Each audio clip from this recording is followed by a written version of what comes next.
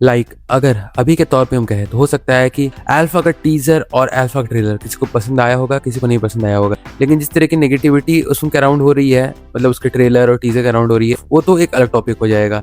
लेकिन अगर उस पर्टिकुलर चीज से हट के हम इस यूनिवर्स की तरफ आए, किस यूनिवर्स, YRF स्पाई यूनिवर्स की तरफ, तो मेरे दिमाग में एक ख्याल हमेशा आता है कि एक्चुअली में ऐसा क्या हुआ है इस यूनिवर्स के साथ कि ये यूनिवर्स कभी अच्छी तरीके से एस्टैब्लिश हो ही नहीं पाई।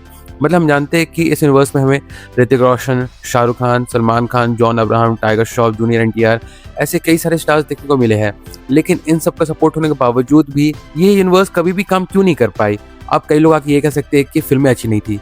नहीं, केवल वो कारण नहीं हो सकता है, क्योंकि इनिशियली अगर देखा जाए तो एक था टाइगर हो या फिर टाइगर जिंदा हो या फिर वॉर हो या फिर पठान हो, इन सारी मूवीज को जिस तरीके का रिसेप्शन देखने को मिला था ऑडियंस की तरफ से, वो काफी अच्छा था। लेकिन हाँ, हम ये कह सकते हैं कि इन चारों मूवीज से पहले हमें ये आइडिया बिल्कुल भी नहीं था कि ये सेम यूनिवर्स में टेक प्लेस करती है। मतलब ये आइडिया हमें क्या, इस यूनिवर्स को बनाने वाले मेकर्स खास करके आदित्य चोपड़ा को भी नहीं था। लेकिन चलो उस बात को हम साइड रखते हैं और हम इस बात पे रहते हैं कि एक्चुअली में इस यूनिवर्स के लिए कोई एक्साइटेड क्यों नहीं है। तो देखो, उस चीज के पीछे का कारण काफी ज्यादा सिंपल है।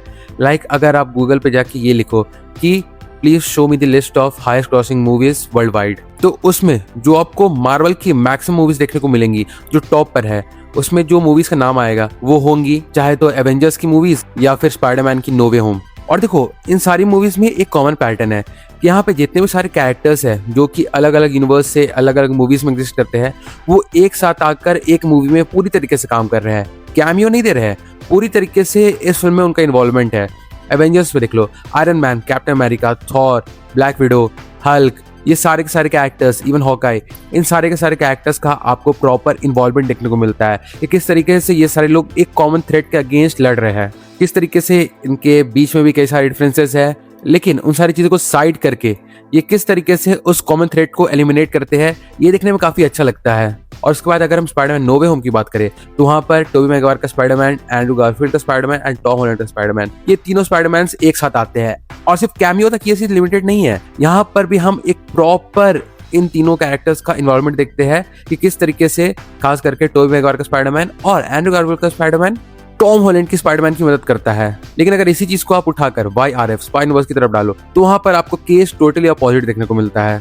क्योंकि चलो इस बात को हम मानते हैं कि साल 2023 के जनवरी में जब पठान आई थी तो उस यूनिवर्स के साथ, उस मूवी के साथ इस यूनिवर्स को एस्टैब्लिश कर दिया गया था, ठीक ना।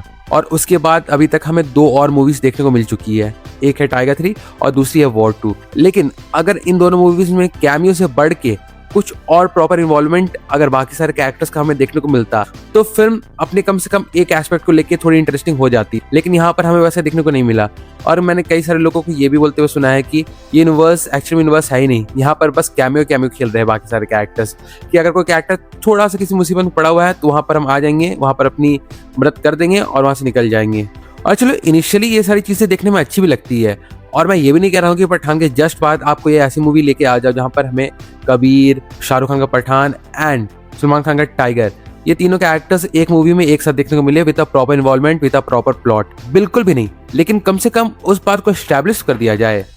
आप एक टाइमलाइन निकाल दो कि इस साल ये मूवी आएगी, उस साल ये मूवी आएगी, इस मूवी में हमें बाकी सारे कैरेक्टर्स का एक प्रॉपर क्रॉसओवर देखने को मिलेगा। और फिर उस पर्टिकुलर क्रॉसओवर मूवी के आने से पहले अपने सारी मूवीज में सारे कैरेक्टर को एस्टैब्लिश करते हुए जाओ कि किस तरीके से इन सारी फिल्मों की कहानी अल्टीमेटली उस बड़े क्रॉसओवर मूवी में जाके लिंक अप होने वाली है। तो उसकी वजह से फैन थ्योरीज, फैन फिक्शन, ये सारी चीजें जन्म लेना शुरू करेगी, जो कि किसी भी यूनिवर्स के लिए बहुत ही ज्यादा जरूरी होती है। और देखो, कई लोग ये भी कह सकते हैं कि बॉलीवुड में खास करके किसी यूनिवर्स वाली मूवीज का एग्जिस्ट करना नियरली इम्पॉसिबल है, क्योंकि ऑडियंस उस टाइप की मूवी बॉलीवुड की तरफ से एक्सपेक्ट नहीं करती है। तो देखो, अगर कोई इंसान ऐसा सोचता है तो वो कम्प्लीटली गलत है। और उसी का एक बहुत बड़ा एग्जाम्पल ये है ना कि बॉलीवुड में आज तक हमें जितनी भी सारी सुपर हीरो मूवीज देखने को मिली है, कृष्ण को ले लो, रावण को ले लो, इवन फ्लाइंग जेट को भी ले लो, भावेश जोशी सुपर हीरो को देख लो, तो इन सारे कैरेक्टर्स को हम जानते हैं कि हमने इन सारे कैरेक्टर्स को अलग अलग मूवीज में देखा है। और सिर्फ अलग अलग मूवीज में नहीं, ऐसी मूवीज में देखा है जिसे अलग अलग प्रोडक्शन हाउस ने प्रोड्यूस किया है। लेकिन उसके बावजूद भी लोग ये फैन थ्योरीज निकालते हैं कि क्या हो अगर कृष्ण किसी मुसीबत में पड़ा हो तो उसके बाद जीवन वहां पर आ जाए, या फिर कुछ ऐसा हो कि भावेश जोशी किसी मुसीबत में पड़ा हो और वहां पर मर्द को दर्द नहीं होता है, वो वाला कैरेक्टर आ जाए।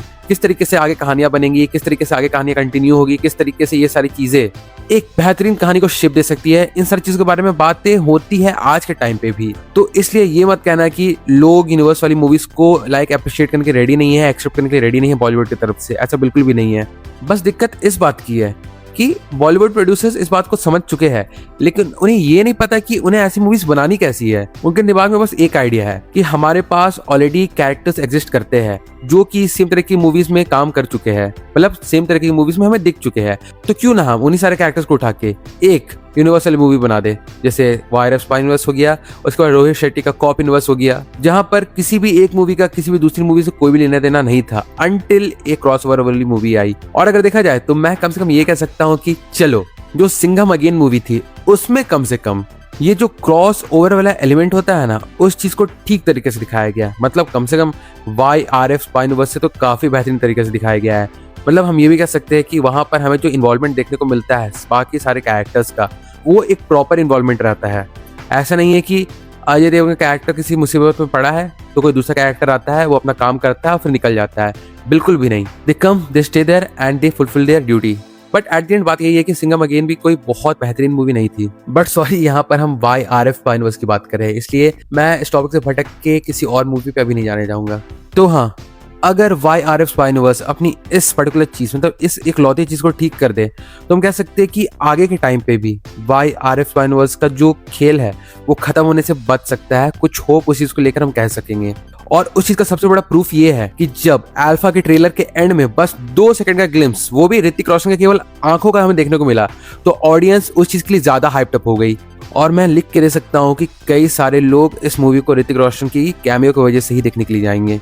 इवन दो हो सकता है कि ये फिल्म फ्लॉप ही हो जाए, लेकिन इस 2 सेकंड की क्लिप ने वो सब कुछ कर दिया है जो हम सोच भी नहीं सकते थे। तो अब सोच लो कि यहाँ पर इन सर कैरेक्टर्स का ऑरा इस लेवल का है कि कोई और कैरेक्टर किसी दूसरी मूवी में दिख रहा है बस 2-3 सेकंड के लिए भी, मतलब ट्रेलर में, तो उस कैरेक्टर की हाइप ज्यादा हो जाती है उन सब कैरेक्टर से छोड़कर जिन पर मूवी एक्चुअली बनने वाली है। मतलब यहाँ पर हम देखें तो आलिया भट्ट और शर्वे के कैरेक्टर को छोड़ के ज्यादा हाइप्ड अप लोग ऋतिक रोशन के कैरेक्टर कबीर के लिए है। Even though war 2 was a big flop उसके बावजूद भी। तो हम कह सकते हैं कि अभी भी इस यूनिवर्स के पास ऐसे कुछ चांसेस है कि खुद को अभी भी डूबने से बचा सकती है। बस करना ही इतना होगा कि इस बार अपने यूनिवर्स को सीरियसली लेना होगा और उसके बाद अपने टिपिकल मतलब जिस तरीके की स्टोरी लाइन को वायरस यूनिवर्स आज के टाइम पे फॉलो किए जा रहा है उस चीज को भी परमानेंटली एक्सक्लूड करना होगा।